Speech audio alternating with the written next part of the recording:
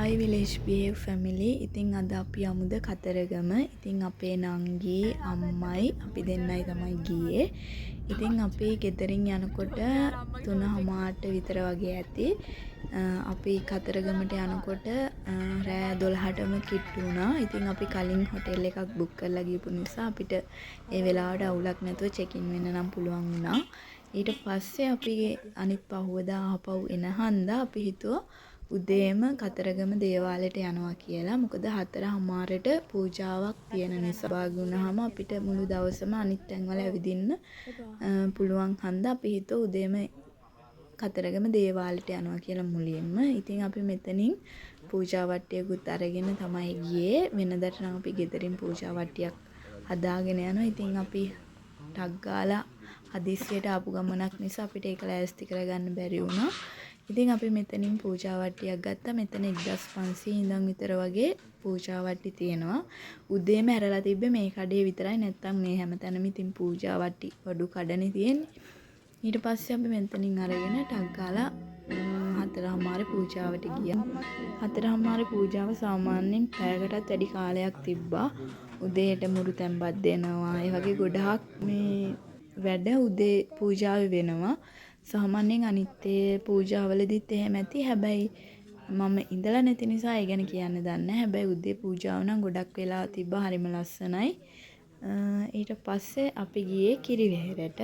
කතරගම දේවාලේ ඉඳන් කිරිවෙහෙරට තියෙන පොඩි දුරයිනේ. එතන ගොඩක් ඉතින් ප්‍රසිද්ධ මේ මල් කඩනේ. ඉතින් අපිත් මල් අරගෙන කිරිවෙහෙරට ගියා. මෙතන හැබැයි උදේම නිසා ගොඩක් මල් කඩත් වහලා තිබ්බේ. හැබැයි ගොඩක් සෙනග ඉන්දියා. උදේ පූජාවට මං හිතුවේ ගොඩක් සෙනග අඩු වෙයි කියලා උදේම හන්දා. එහෙම නෑ. හැබැයි සෑහෙන සෙනග ඉන්දියා.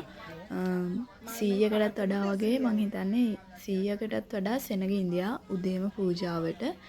ඉතින් ඇත්තටම ඒ උදේම ගිය එක අපිටත් ලොකු වාසියක් වුණා අනිත් තැන් වලට යන්න. ඊට පස්සේ අපි කිරිවෙහෙරට ගිහිල්ලා කිරිවෙහෙරේ නම් ඉතින් චෛත්‍ය විතරයිනේ තියෙන්නේ. අපි එතන ටිකක් වෙලා ඉඳලා ආපහු ආවා. මෙතන මේ පාලම දැන් අලුතෙන් හදලා තියෙන්නේ. ඇත්තට මෙතන මාර ලස්සනයි. හැබැයි වතුරට එහෙමනම් බහින්න පුළුවන්කම තිබ්බත් බහින්න බයයි. මොකද කිඹුලෝ ඉන්නවා කියලා කියනවා. ඊට පස්සේ අපි මෙතනින් ගොඩක් දොදොල් එහෙම ගත්තා. මෙතන මාර රසයි දොදොල්. මට ඒ කඩේ නම මතක නැහැ. කොහොමත් ඔක්කොම කඩවල තියන්නේ මං හිතන්නේ එකම ටේස්ට් එක තමයි තියෙන්නේ. මෙතන ගොඩක් ඇවිලි වර්ග එහෙම තිබ්බා. අපි ඒන් කීපෙකුත් අරගෙන ඊට පස්සේ අපි ආවේ සෙල්ල කතරගමට. ඉතින් මේ සෙල්ල කතරගමට යන පාර නම් හරිම ලස්සනයි. ටික දුරක් යනකොට මෙහි මේ හරිම මේ කර්කශ ගතිය තිබ්බට උදේම යනකොට ඒ ගතිය මාරම වෙනම ලස්සනක් තියෙන්නේ. ඉතින් අපි මෙහෙට යනකොටත් ගොඩක් පාන්දර වගේ 8ට විතර වගේ ඇති අපි මෙතනට යනකොටත් ගොඩක් කඩ එහෙම වහලා තිබ්බේ. අපි මෙතනට යනකොටත් හැබැයි මේ දෙවියන්ටත් පූජාවක් පවත්වන්න ගන්නවා විතරයි. සාමාන්‍යයෙන් මෙහි මං හිතන්නේ ගොඩක් දවසට 3-4 පාරක් විතරම පූජාවන් කරනවා. ඉතින් අපි කොයි වෙලාවෙ ගියත් එක පූජාවකට හරි සම්බන්ධ වෙන්න පුළුවන්. සාමාන්‍යයෙන් එහෙම පූජා නැති දවසුත් ඇති. එහෙම හරියටම කියන්න අවබෝධයක් නැහැ. මොකද අපි මේක ගොඩාක් හදිස්සියේ ගිය නිසා ගොඩක් තොරතුරු එහෙම ඉතින් දන්නේ නැහැ. මේ දැකලා අපි ගියපු එකේ එක්ස්පීරියන්ස් එක තමයි කියන්න පුළුවන්. ඉතින් මෙතනත් හරිම ලස්සනයි. මැණික් ගඟ යන්නෙත් මෙතනින් එහා පැත්තේ. ඉතින් ගොඩක් අය මෙතනට ඇවිල්ලත් මැණික් ගඟ අයින ඉඳන් කෑම හදලා පූජා කරනවා. කිරිබත් එහෙම හදලා මුරු තැන්පත් වගේ හදලා ගොඩක් පූජා කරනවා. ගොඩාක් ඉන්දියේ ටැමිල් අය සාමාන්‍යයෙන් ඒගොල්ලෝ ඇවිල්ලා නාලා එතනම කෑම හදලා පූජා කරලා සමහර අය එතනම කන්නත් කෑම එතනම හදා ගන්නවා. ඊට පස්සේ අපි මෙතනත් ගොඩක් වෙලා ඉඳියේ නැහැ. ආපහු ආවා.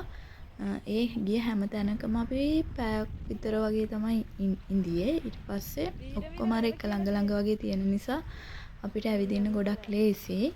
අපි අතරමඟින් යද්දී මේ වැව දැකලා නතර වුණේ. මෙතන වැවක් වුණාට ගොඩක්ම මේ මුහුදු මාළුගේ මේ මැරුණු මුහුදු මාළු එහෙම ඉඳියා. ඒකේ මුහුදක් වගේ තමයි පේන්නේ. හැබැයි මේක මුහුදක් නෙමෙයි වැවක්ලු. ඊට පස්සේ අපි ගියේ කිරින්දට.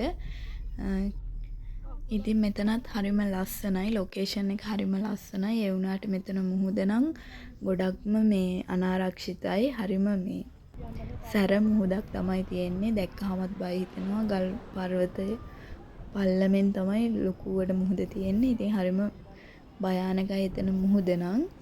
ඊට පස්සේ අපි ගියා හම්බන්තොටට යනකම්. ඒක නම් ගොඩක්ම මේ කාලය අපතේ යෑමක් තමයි. හැබැයි බලන්න ඉතින් සංවර්ධන කටයුතු තමයි ගොඩක් බලන්න තියෙන්නේ.